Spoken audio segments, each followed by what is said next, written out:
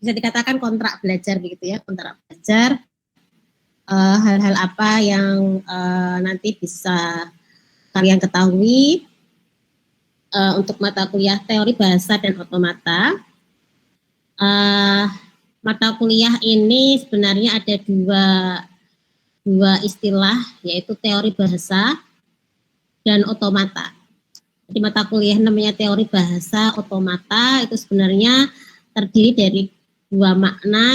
Yang pertama adalah teori bahasa, kemudian otomata. Otomata itu mesin abstrak. Mesin abstrak. Jadi nanti kita akan mempelajari beberapa teori bahasa pada ilmu komputasi dan mesin otomatanya. Nah, topik-topik yang nanti akan kita bahas barangkali memang beberapa istilah belum familiar di telinga gitu ya. Nanti ada finite state automata, ada non-deterministik atau NFA, DFA dan lain-lain ya. Ini beberapa bab yang akan kita pelajari. Nanti di slide berikutnya akan lebih detail. Untuk mata kuliah ini ada dua capaian pembelajaran lulusan. Ya, dua capaian pembelajaran lulusan. Jadi harapannya setelah mengikuti mata kuliah ini kalian bisa menganalisis persoalan komputasi ya yang kompleks serta bisa menerapkan prinsip-prinsip computing dan disiplin ilmu lainnya ya. Kemudian yang kedua, nah yang pertama CP1 itu adalah ranah untuk penelitian, pengetahuan. Jadi taksonomi Bloom itu ada 3 level, kognitif, kemudian afektif dan psikomotor.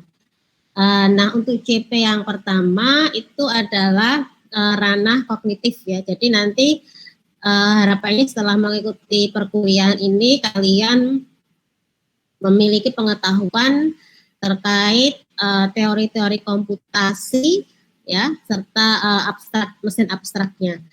Kemudian yang kedua adalah mampu berkomunikasi dalam berbagai konteks profesional. Jadi kalau yang kedua ini lebih kepada keterampilan atau psikomotor ya, keterampilan.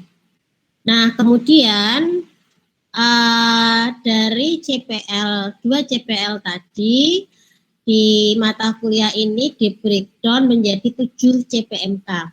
CPMK itu apa? Capaian pembelajaran mata kuliah. Kalau tadi capaian pembelajaran lulusan itu capaian pembelajaran lulusan itu nanti yang akan tercantum pada SKPI. Jadi kalau sekarang kalian nanti kalau lulus itu kan tidak hanya mendapatkan ijazah dan transkrip nilai, tetapi mendapatkan juga apa yang disebut dengan surat keterangan pendamping ijazah. Nah, di dalam surat keterangan pendamping ijazah ada beberapa CPL yang nanti otomatis akan didapatkan berdasarkan kurikulum yang kalian ikuti. Kebetulan angkatan 2020 menggunakan kurikulum baru ya, kurikulum terbaru yaitu kurikulum 2020.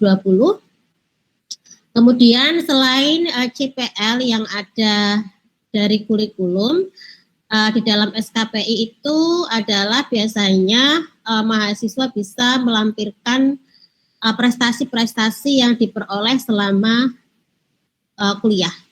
Jadi saya sangat berharap walaupun memang saat ini masih daring, tetapi sepengetahuan saya banyak event-event lomba di bidang informatika itu tetap ada ya, berlangsung dan dilakukan secara daring juga. Jadi kalau kalian yang punya kemampuan, punya minat dan bakat mengikuti beberapa lomba, saya sarankan kalian mengikuti begitu ya. Siapa tahu bisa menang dan menang itu akan menambah portofolio kalian untuk SKPI. Jadi kalau nanti kalian melamar pekerjaan itu pihak tempat kalian melamar itu dia tidak hanya bisa melihat ijazah dan transkrip, tapi juga bisa melihat prestasi-prestasi kalian gitu ya. Kalau prestasinya banyak kan portofolionya kan panjang gitu ya, punya prestasi apa, aktif kegiatan apa gitu. Nah, di mata kuliah ini teori bahasa otomata ada 7 MK tadi ya, 7 CPMK. Capaian pembelajaran mata kuliah. Nah, 7 CPMK ini yang pertama adalah setelah mengikuti mata kuliah ini diharapkan mahasiswa bisa menunjukkan aturan produksi bahasa reguler dengan finite state automata secara sistematis dan jelas. Kata yang saya garis bawah itu adalah pertama bahasa reguler. Bahasa reguler itu tadi kan teori bahasa kan. Nah, teori bahasa di dalam ilmu komputasi itu ada 4, dan yang pertama disebut dengan bahasa reguler. Dan bahasa reguler ini memiliki mesin otomata atau mesin abstrak yang disebut dengan finite state automata. Sehingga CPMK yang pertama mahasiswa nanti diharapkan bisa mengetahui dan membedakan aturan produksi khususnya pada bahasa reguler dengan mesin finite state automata. Kemudian yang kedua adalah mampu membandingkan dan menunjukkan cara kerja beberapa jenis mesin otomata FSA serta melakukan ekuivalensi. Nah, kalau di CPMK 1 kalian akan belajar aturan produksi bahasa reguler dan mesinnya. Nah, nanti untuk CPMK yang kedua, mesin otomata dari bahasa reguler itu ada beberapa macam. Nah, yang saya garis bawah itu adalah beberapa jenis mesin otomata dari bahasa reguler atau beberapa jenis mesin dari finite state automata. Nah, itu CPMK yang kedua. CPMK yang ketiga adalah seperti yang saya sampaikan tadi, yang namanya teori bahasa itu kan memiliki aturan. Nah, nanti di CPMK yang ketiga kita akan belajar bagaimana mengkonstruksi aturan dari sebuah bahasa. Di sini adalah bahasa reguler. Cara mengkonstruksikannya didasarkan pada ekspresi reguler maupun dari mesinnya. Ya. Itu gambarannya ya. Kemudian yang keempat adalah mampu menunjukkan aturan produksi bebas konteks beserta ekspresinya secara sistematis dan jelas. Nah, untuk CPMK yang keempat ini teori bahasa yang kedua. Jadi kalau yang pertama tadi bahasa reguler, kemudian yang kedua itu adalah bahasa bebas konteks. Ya. Bahasa bebas konteks mesin otomatanya adalah pushdown automata. Jadi nanti di CPMK keempat kalian akan mempelajari beberapa ekspresi dari aturan produksi bahasa bebas konteks. Kemudian berikutnya adalah bagaimana mentransformasikan bahasa bebas konteks tersebut ke dalam bentuk normal. Normalnya ada 2, yaitu Chomsky normal form dan Grebah normal form. Ini GNF ya, saya salah ketik. Ini bukan P, harusnya F. Chomsky normal form dan Grebah normal form. Jadi nanti di sini akan kita pelajari beberapa teknik untuk melakukan transformasi bahasa bebas konteks ke dalam bentuk normalnya. Kemudian CPMK yang keempat kita akan mempelajari mekanisme kerja dari mesin otomata dari bahasa bebas konteks yang disebut dengan pushdown automata. Jadi kalau yang ini itu mesin abstraknya, ini juga mesin abstrak. Jadi ini teori bahasa dan kata, nah ini teori bahasa otomatis di bawah. Ya. Jadi kita sampai detik ini sudah ada 2 teori bahasa. Kemudian tadi saya sampaikan bahwa teori bahasa itu ada 4, tetapi 4 itu tidak kita pelajari semuanya di mata kuliah ini. Yang kita pelajari teori bahasanya hanya 2, yaitu reguler dan bahasa bebas konteks.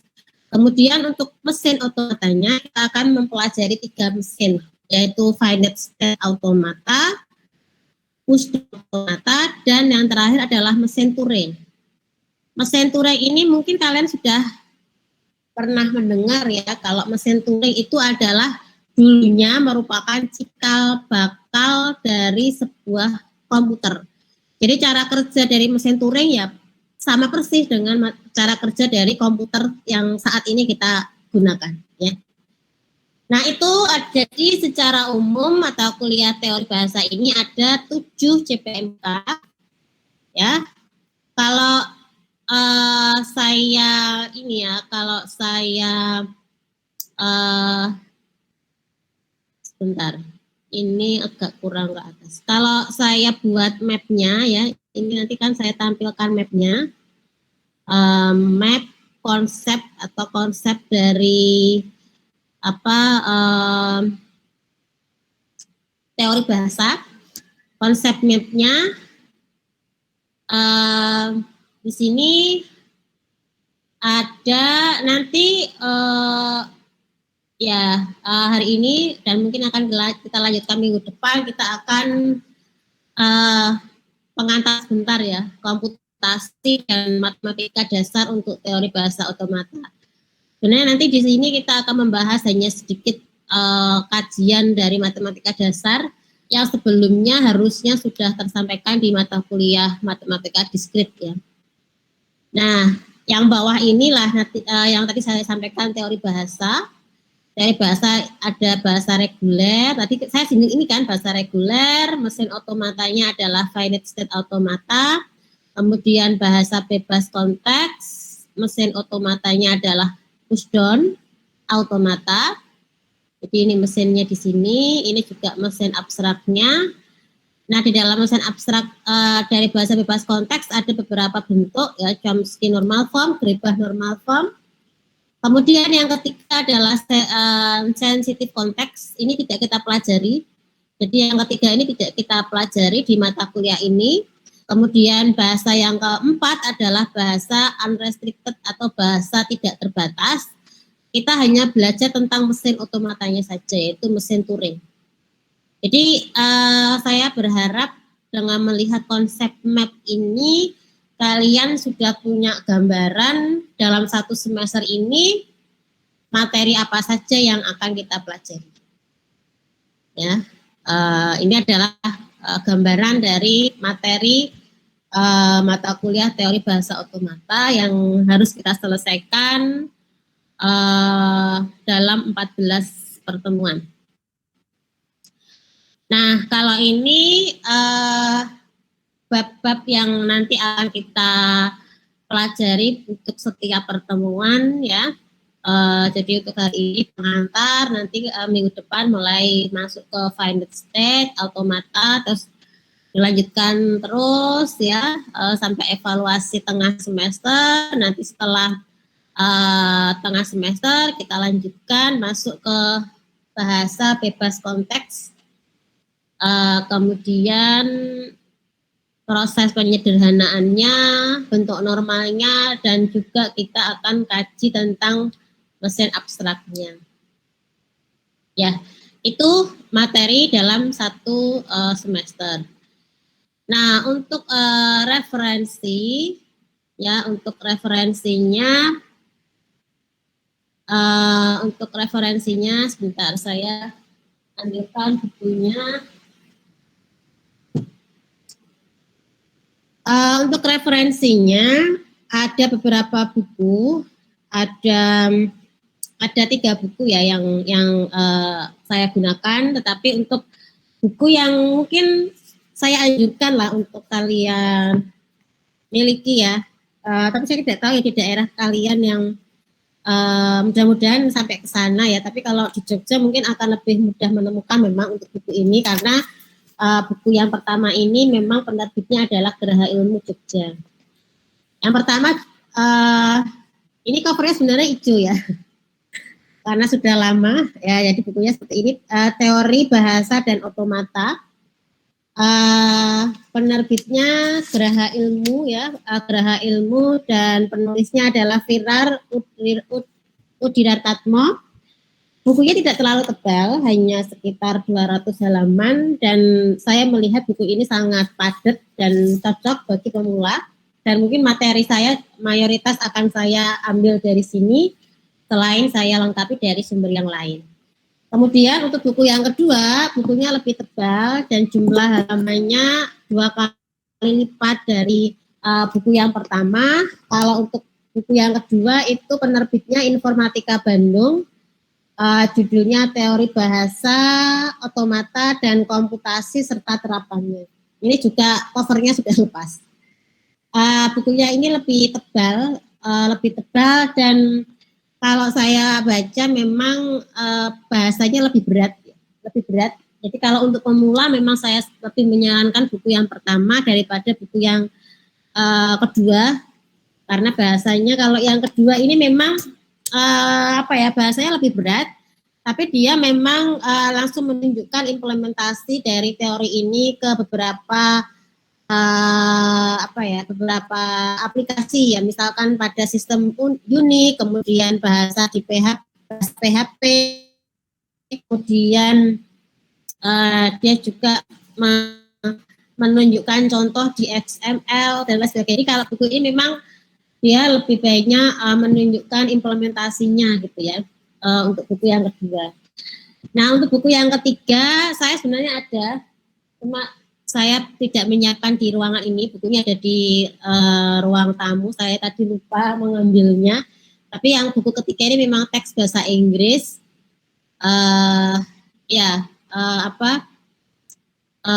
Sumber yang buku sumbernya lah ya, buku sumbernya. Nah ini isinya ya, nama-nama judul bukunya. Yang saya tunjukkan tadi yang saya beri warna merah ya. Teori Bahasa dan Otomata, penulis Firar Udiratmatmo, penerbit Geraha Ilmu. Kemudian buku yang kedua, Teori Bahasa Otomata dan Komputasi serta Terapannya. Di sini penerbitnya Informatika Bandung. Kemudian buku yang lain yang saya miliki adalah buku yang ketiga, Introduction to Language and the Theory of Computation. Tiga buku ini dimiliki. Saya menganjurkan jika bisa menemukan di toko buku, bisa membeli untuk buku yang pertama ya. Nah, mengenai komponen penilaian, tadi saya menyampaikan bahwa mata kuliah ini ada 7 CPMK ya. Tadi saya sampaikan CPMK. Masing-masing CPMK itu nanti akan dievaluasi. Ya, akan dievaluasi dengan beberapa metode ya. Ada yang berupa tugas mandiri, ada nanti yang berupa tugas kelompok atau portofolio. Ada juga yang nanti saya ujikan dalam UTS, ujian tengah semester, dan ada juga yang saya akan ujikan lewat UAS. Jadi cara melihat prosentasenya, prosentase yang tinggi ada di D2. PMK 2 tadi adalah terkait dengan berbagai jenis mesin otomata dari bahasa reguler ya.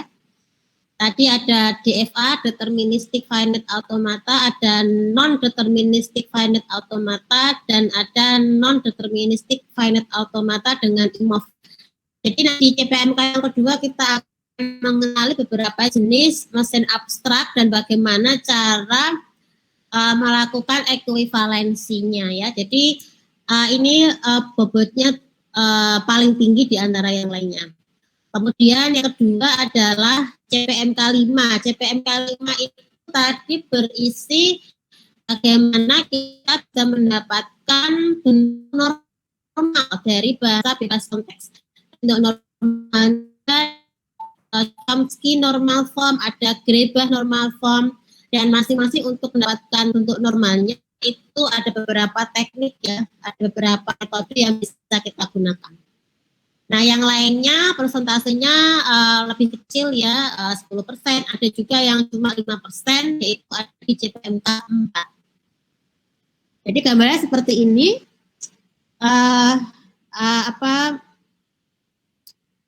Dan nanti kalau di penilaian untuk kurikulum 2020 itu kan sudah menggunakan OBE ya. Jadi nanti yang akan tampil di form nilai yang bisa kalian lihat itu adalah beberapa nilai yang didapatkan dari beberapa penilaian ya. Jadi kalau ada 7 kolom, 1, 2, sampai 7 berarti ada 7 kali penilaian. Dan masing-masing penilaian tentu akan terrelasi dengan CPMK. Oke. Ada yang mau ditanyakan dulu sebelum saya melanjutkan materi singkat untuk pengantar. Silakan kalau dia mau ditanyakan mengenai kontrak kuliah teori bahasa otomata. Silakan kalau ada yang mau dikonfirmasi, ditanyakan, dan lain-lainnya bisa disampaikan terlebih dahulu. Ini sudah lengkap ya, sudah ada 31 mahasiswa yang join. Silakan kalau ada pertanyaan atau ya konfirmasi atau yang lainnya silakan. Kalau malu-malu bisa ditulis di chat.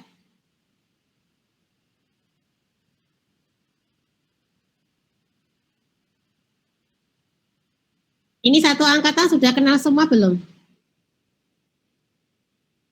Atau kenalnya beberapa orang karena memang belum pernah ketemu ya? Beberapa aja, Bu. Belum pernah. Beberapa aja ya? Iya. Ya mudah-mudahan bisa segera kuring ya. Mengenai presensi, oke. Untuk presensi tidak saya jadikan sebagai bahan pertimbangan untuk penilaian, tetapi di tempat kita itu kan kalau kehadiran kurang dari 75% otomatis tidak boleh ikut UAS ya. Jadi saya kira itu sudah cukup. Jadi kalau kehadirannya kurang dari 75% otomatis akan kehilangan kesempatan untuk mendapatkan nilai UAS. Tetapi tidak saya gunakan secara tersendiri gitu ya, misalkan kehadiran berapa persen tidak. Tetapi kehadiran itu jadi filter untuk mahasiswa bisa mengikuti UAS. Jadi kalau kehadirannya kurang dari 70, kan kalian sebenarnya kenapa minimal 75 kalian punya kesempatan ya boleh menggunakan hak kalian yang 25% itu tidak mengikuti perkuliahan ya. Kalau ada yang mau menggunakan haknya, kenapa syaratnya 75% tidak 100% gitu ya, karena memang ya tentu universitas sudah mempertimbangkan karena barangkali mahasiswa ada yang punya kegiatan misalkan tadi ya event lomba atau apa, sehingga memang diberikan kesempatan sehingga kewajiban kehadirannya itu minimal 75%. Kalau kurang dari itu tentu kalian namanya akan terblok ya di daftar hadir saat UAS, itu namanya akan keblok warna hitam begitu, artinya itu mengindikasikan anak ini tidak berhak ikut UAS. Jadi kalau kehadirannya kurang dari 75%, 75% otomatis kalian akan kehilangan bobot dari UAS tersebut. Seperti itu. Ada lagi pertanyaan tadi Mbak Ika ya, Mbak Ika Juliawati yang menanyakan mengenai presensi. Ada lagi? Kalau tidak, saya lanjutkan sebentar ya materi berikutnya. Ya, materi untuk mengantar.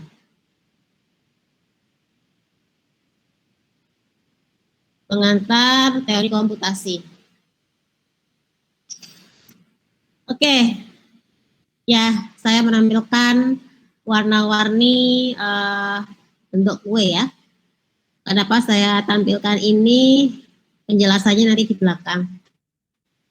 Ya, kalau kita membuat kue itu kan yang dibutuhkan adalah kreativitas, yang dibutuhkan adalah ide-ide, sehingga bisa menghasilkan kue yang tidak hanya enak dimakan, tetapi kue yang memiliki bentuk yang menarik begitu ya, menarik, unik dari yang lain dan sebagainya. Nah, teori bahasa otomata ini sebenarnya adalah base untuk mempelajari natural language processing atau pengenalan bahasa alami. Seingat saya ada dalam bentuk mata kuliah pilihan ya untuk pengolahan bahasa alami. Ada yang tahu pengolahan bahasa alami itu apa? Natural language processing. Bisa dituliskan di chat kalau ada yang mengetahui natural language processing. Nggak tahu, Bu. Nggak tahu. Oke. Chatbot. Mas Tita Agung. Jadi chatbot bisa dijabarkan?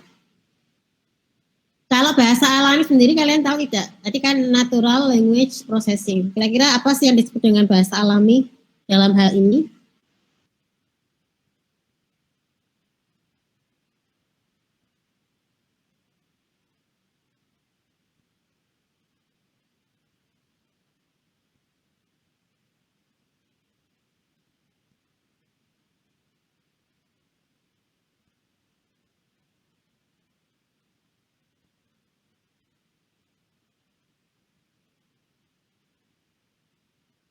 Sinyalnya Tirta itu baru agak hilang, Ibu, maaf.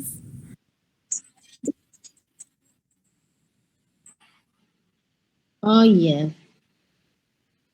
Oke, kalau bahasa alami, ada yang tahu bahasa alami?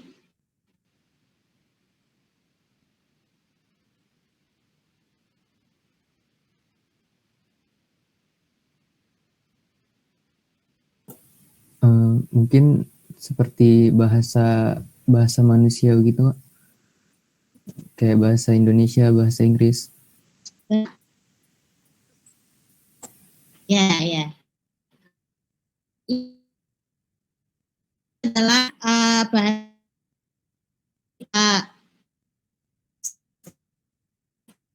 bahasa Indonesia, bahasa Inggris, gitu ya.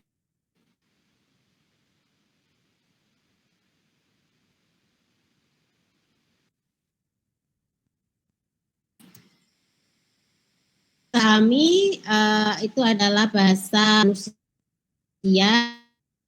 manusia, sehingga yang natural adalah manusia itu bisa berinteraksi menggunakan bahasa alami dengan bahasa, tergantung ya desain seperti apa. Kita gunakan memerintahkan komputer menggunakan bahasa Jawa, bahasa daerah yang lain, atau bahasa Indonesia atau bahasa Inggris ya. Itu adalah natural language processing. Dan di mata kuliah teori bahasa otomata ini memang mata kuliah yang saya katakan konsep ya. Konsepnya konsen mungkin mahasiswa yang lebih suka praktis ya, mungkin akan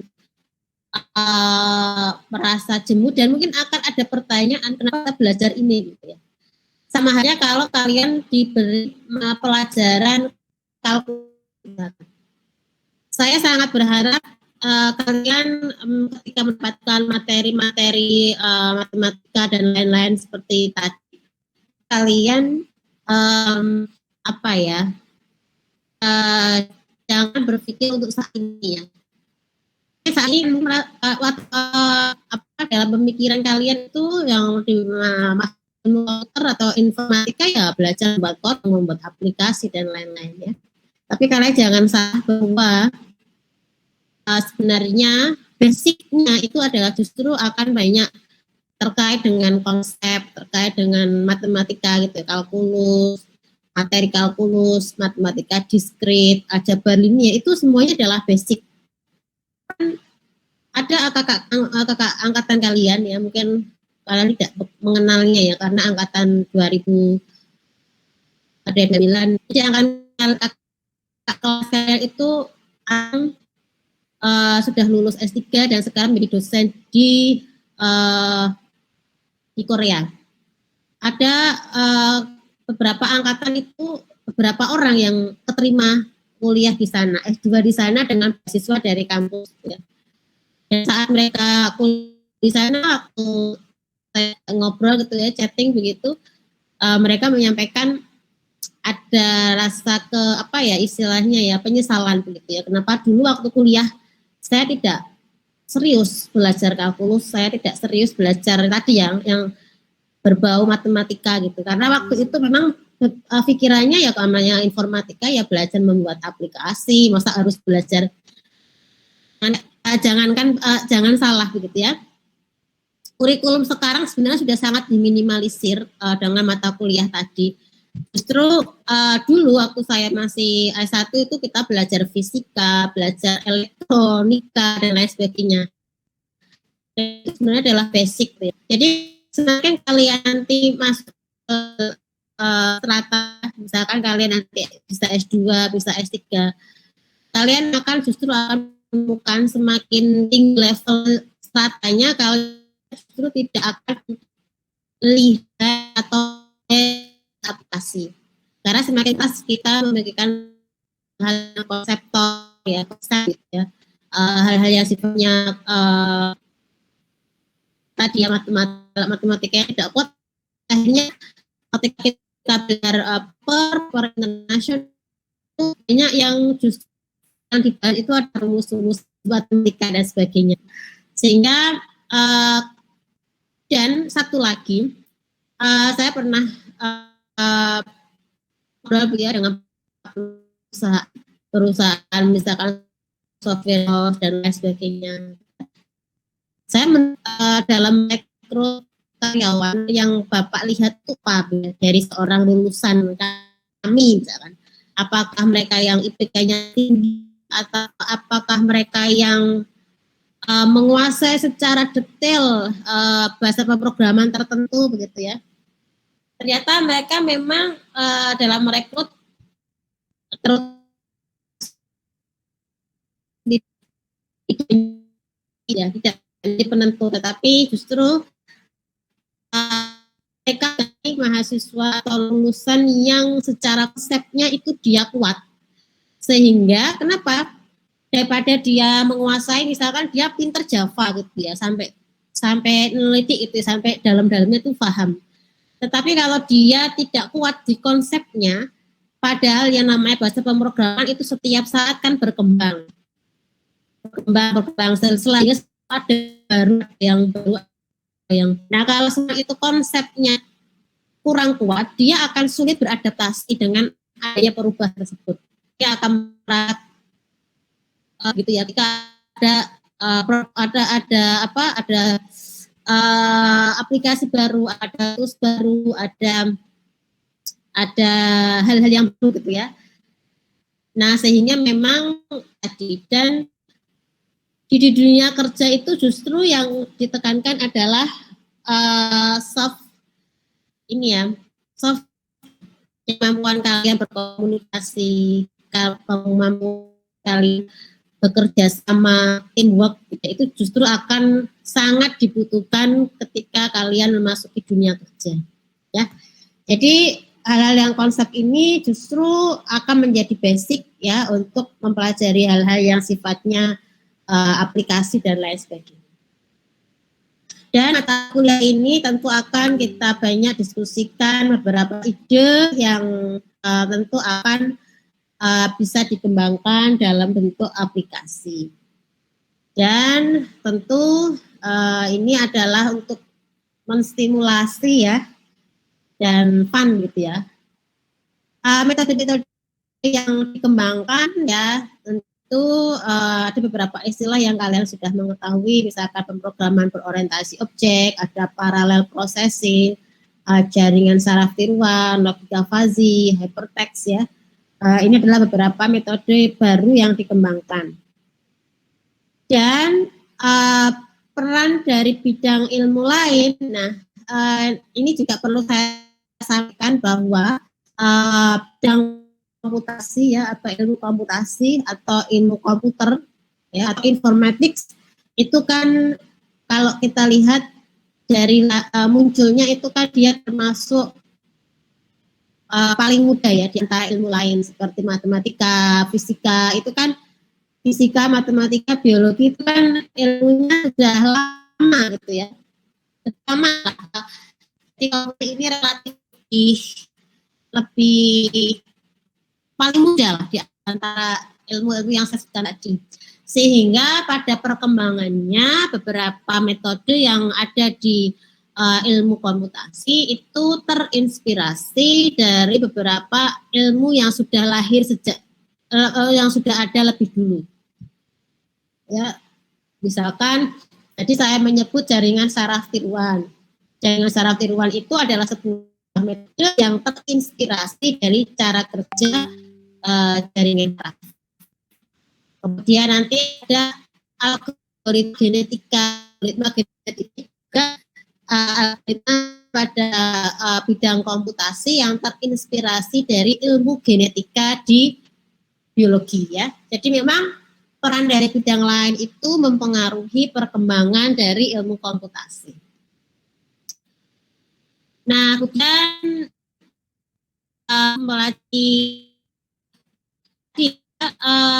selanjutnya ilmu komputer itu luas sekali.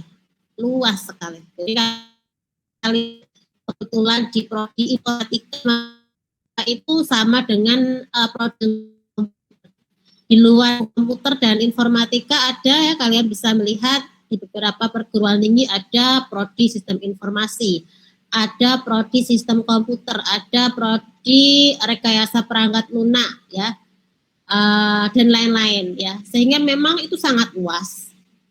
Dan belum lagi nanti ketika masuk di informatika nanti ada lagi kan, ada nanti kita belajar jaringan komputer, nanti kita belajar sistem tes, kita belajar lagi tentang apa. Jadi sangat luas sehingga kita perlu menguasai prinsip-prinsip dasar dan prinsip-prinsip itu bisa kita modelkan ya.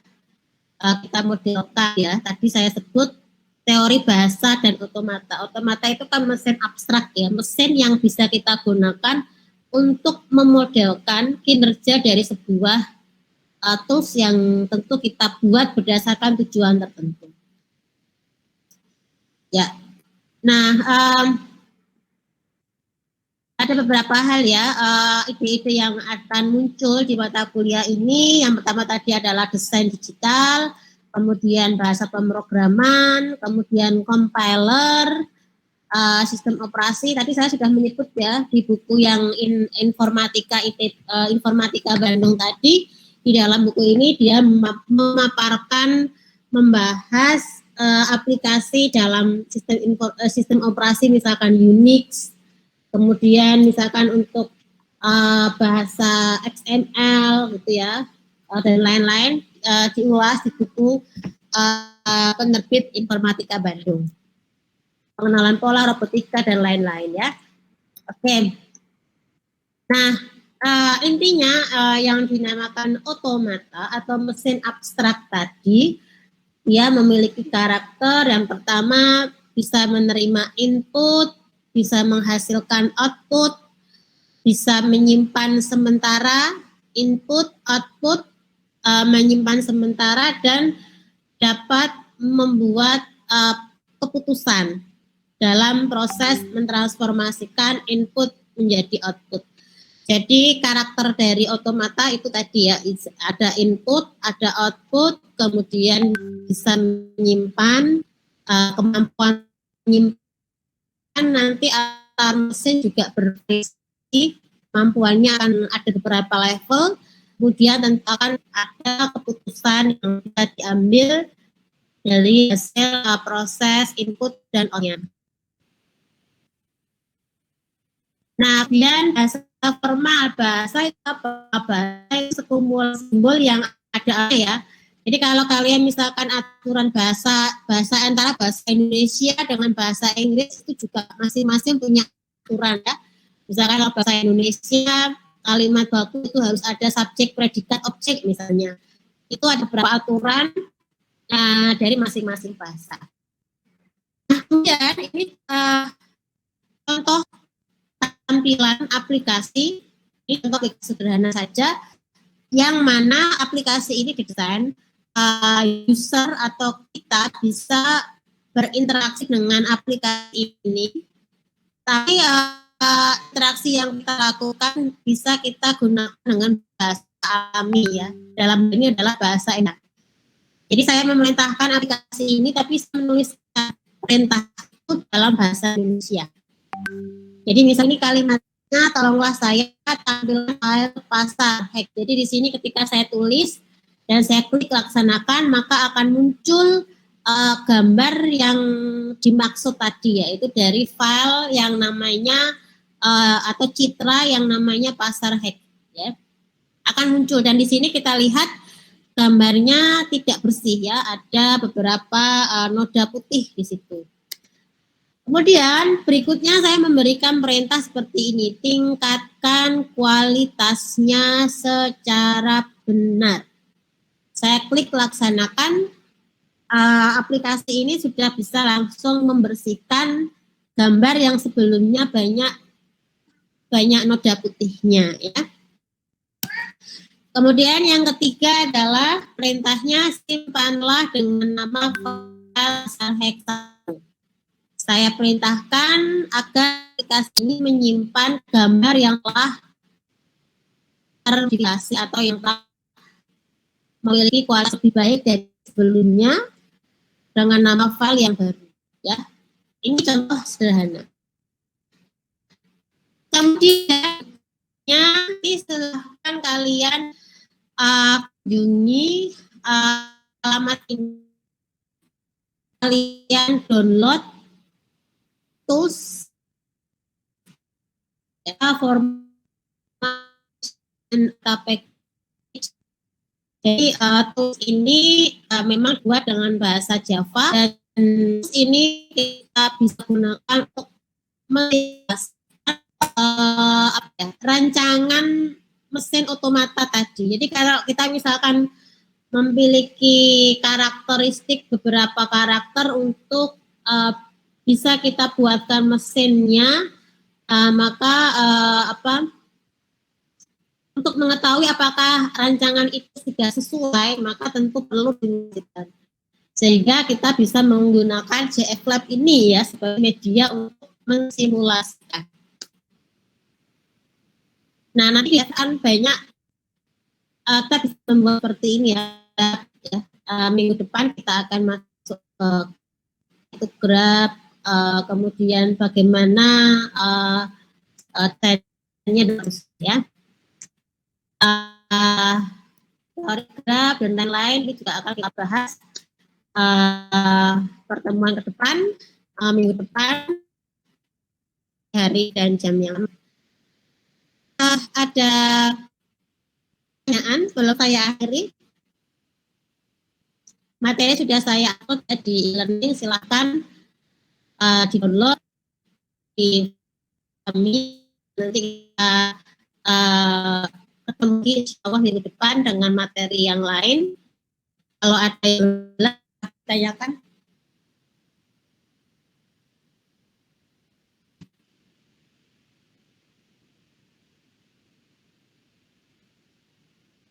Ada pertanyaan?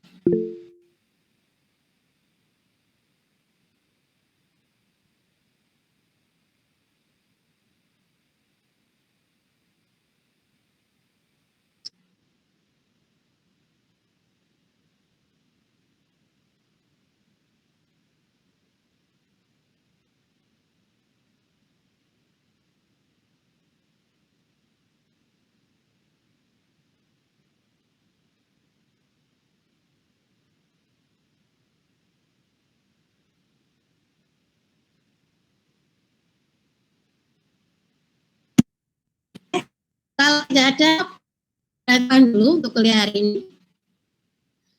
Semoga apa yang saya kan bisa diterima dengan baik. Saya akhiri perkuliahan ini. Terima kasih. Assalamualaikum warahmatullahi wabarakatuh. Waalaikumsalam. Waalaikumsalam warahmatullahi wabarakatuh.